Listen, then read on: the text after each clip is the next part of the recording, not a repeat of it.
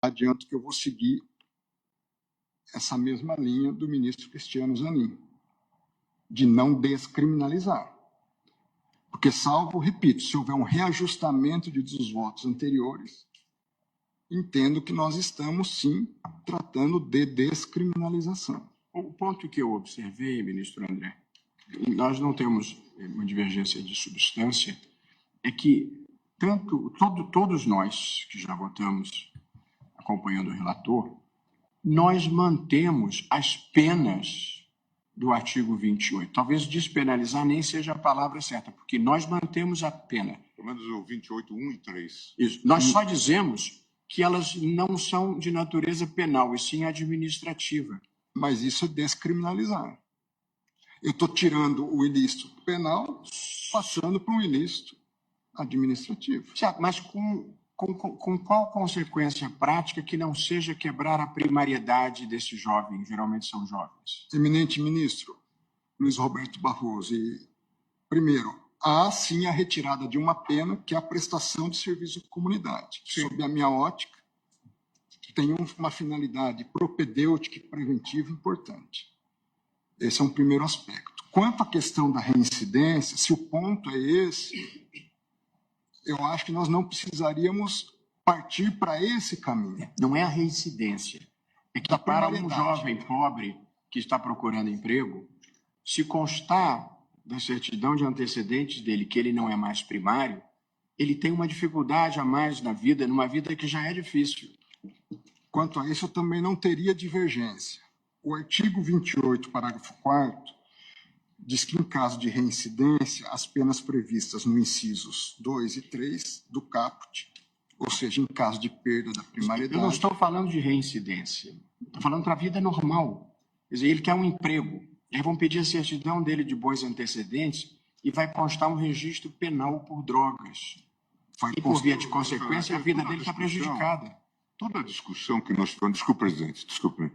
Toda a discussão que nós tivemos, e eu fui o primeiro a votar lá atrás, nós estamos falando de fatos que começaram, o julgamento que começou em 2015, portanto, já lá se vão alguns anos, era fundamentalmente se inspirar, de alguma forma, até no direito comparado, no direito português, que faz um distinguish de maneira muito clara entre a questão posta na esfera penal e a questão posta em outras esferas. E por isso, inclusive, no sistema português, se fez uma separação para não mandar esse usuário, normalmente jovem usuário, como disse o presidente, para uma delegacia e nem tratá-lo como penalmente responsável pelo simples uso de uma baixa quantidade de drogas. Mas o sistema permite internação. Por isso que, inclusive, no voto, que é muito mais alongado, se falava de medidas recomendáveis que o próprio Congresso poderia tomar. Uma dúvida, ministro Gilmar. Não vamos mandar para a delegacia, nós vamos mandar para onde?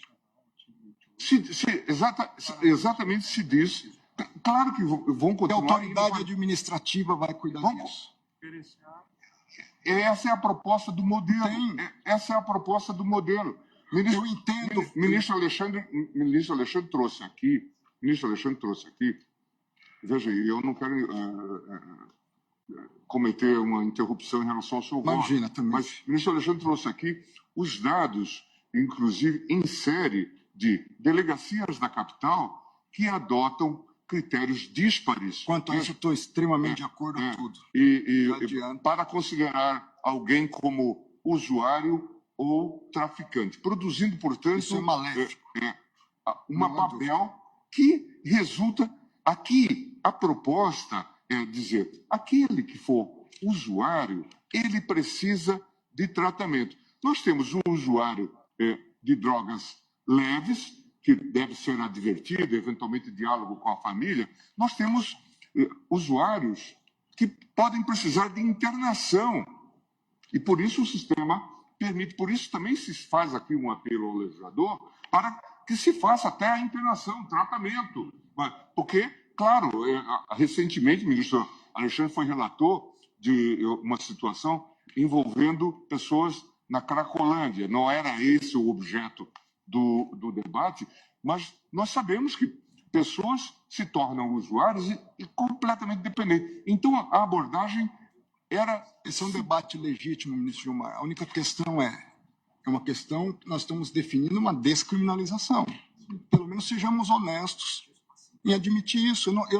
É uma tese de um lado, é uma tese de outro, mas é isso do que nós estamos... Sim, mas deixa de ser infração penal, continuando a ser um ilícito aqui administrativo. Por isso que, inclusive, propus uma interpretação conforme. O que, com a devida vênia, é uma descriminalização. É porque, assim, porque a palavra, ela produz um efeito, ministro André. Pois não, perdão, ministro. É só uma questão, talvez seja menos uma questão semântica e mais uma questão de percepção. Quando fala descriminalização, parece que nós estamos dizendo que não tem problema. E não é isso que nós estamos fazendo. Não é recreio. Não é isso que nós estamos fazendo. Mas, veja, nós entendemos a posição de Vossa Excelência e eu devolvo a palavra para continuar. Até porque eu justifico isso. Pois não, ministro. Ministro Alexandre. Permite, eu quero aqui, até porque eu trouxe a proposta de tese, o ministro André está correto. Nós não estamos legalizando, ou seja, dizendo que não poderá haver consequências, mas nós estamos descriminalizando. Então, é importante o debate, a minha posição é contrária do ministro André, mas eu preciso manifestar nesse sentido, porque o primeiro item da minha tese é exatamente isso, não tipifica o crime previsto no artigo 28. Isso. Então, nós não estamos legalizando, como o presidente disse, com que eu concordo, mas estamos descriminalizando. Não é mais crime. Ou seja... É um ilícito, mas não é crime. Não é crime. Não é um ilícito Não é crime. criminal. Não é crime. Mas é o que eu Estamos falei. mantendo como